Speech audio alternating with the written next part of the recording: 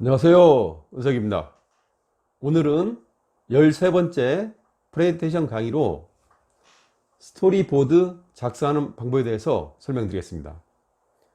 건물을 짓기 위해서 조감도를 그리듯이 프레젠테이션에서는 스토리보드를 만들어야 합니다. 전체적인 발표 내용과 스토리의 흐름을 잡기 위해서입니다. 스토리보드 작성은 컨텐츠 구성 절차의 두 번째 단계입니다.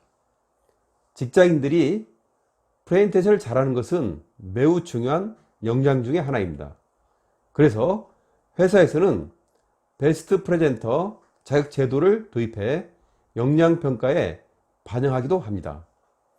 저도 베스트 프레젠터 자격 심사위원으로 활동한 적이 있습니다. 1000명 이상의 지원자를 대상으로 심사하면서 느낀 점이 있습니다. 베스트 프레젠터 자격을 따는 사람은 스토리 전개가 잘 짜여져 있습니다. 심사위원의 입장에서 봤을 때도 이해가 쉽고 설득을 당하게 만듭니다. 그러나 대부분의 지원자들은 어렵게 프레젠테이션을 합니다.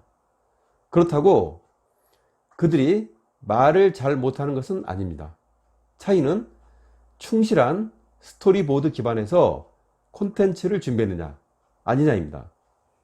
그러면 스토리보드는 어떻게 만들까요? 그러면 스토리보드란 무엇일까요? 논리 전개도로 PT의 뼈대라고 할 수 있습니다.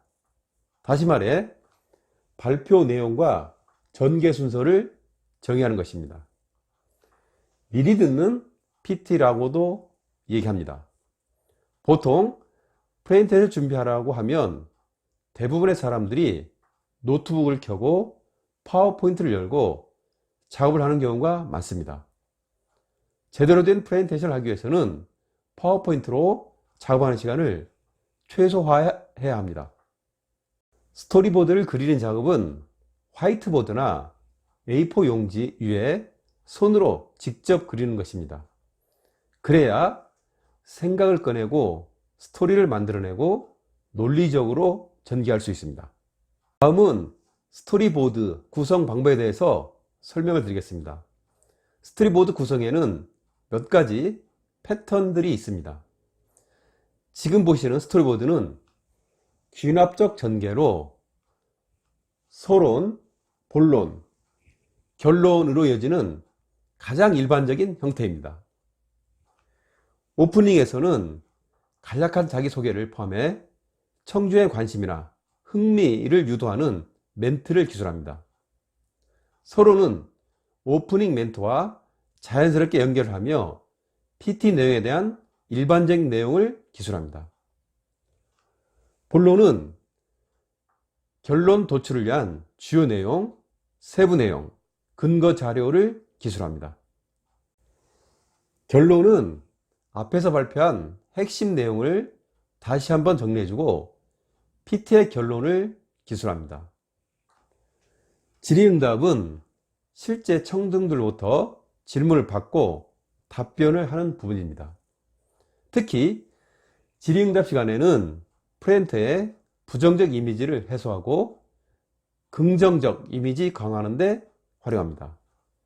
또한 추가적 내용을 전달할 수도 있습니다.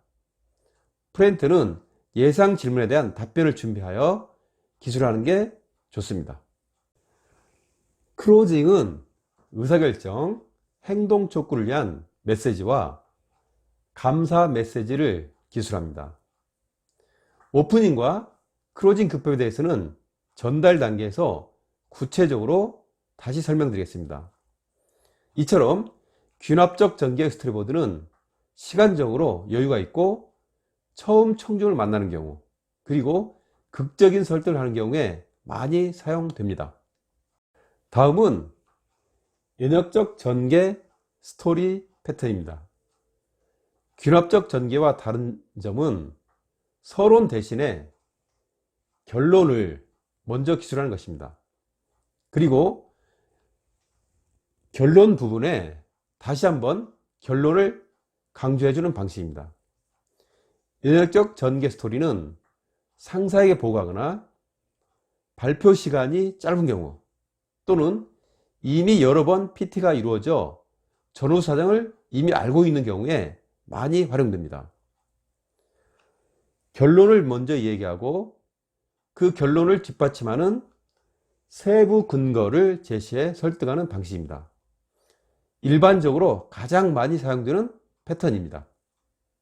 다음은 연대기 시계열 스토리보드 패턴입니다. 이 방식은 사건이 발생한 순서대로 스토리를 기술하는 방식입니다. 긴급 사고가 발생했을 때 진행 경과를 발생 시간 순으로 기술하는 경우, 또는 회사의 연역을 소개할 때 등에 많이 활용되는 패턴입니다. 다음은 핫 이슈형 스토리 패턴입니다. 이 패턴은 서론 결론의 기술이 없이 사회나 직장에서 현재 긴급하게 풀어야 할 이슈들 중 중요한 이슈를 순서대로 나열하거나, 또는 최신 사회 트렌드, 기술 트렌드 등 중요한 관심사항을 선정해 기술하는 방식입니다. 긴급사항을 해결하거나 최신 트렌드 정보를 공유할 때 사용하면 좋습니다. 다음은 인과관계형 스토리보드 패턴입니다. Q&A형이라고도 얘기합니다. 어떤 문제에 대한 해결 방안이라 결과를 1대1로 매치해서 기술합니다. 또한 질문에 대한 답변을 1대1로 매치해서 기술합니다. CEO나 리더들이 구성원들의 중요 관심사에 대해 답변을 하는 형태의 PT에서 적합합니다. 또는 문제 해결을 위한 워크숍, 세미나 등에서 활용하기도 합니다. 다음은 문제 해결형 스토리보드 패턴입니다. 개인적으로 제가 자주 사용하는 패턴입니다. 청중들은 발표 내용이 논리적일 때 설득될 가능성이 높습니다. 오프닝, 왜, 무엇을, 어떻게, 사례, 이익, 클로징 순서로 논리를 풀어가는 방식입니다. 어떤 새로운 개념, 새로운 제안, 신규 사업 등 전후 관계를 잘 모르는 생소한 청중을 설득할 때 효과적입니다. 예를 들어 새로운 개념인 경우 왜 그런 개념이 필요한지, 그 개념이 무엇인지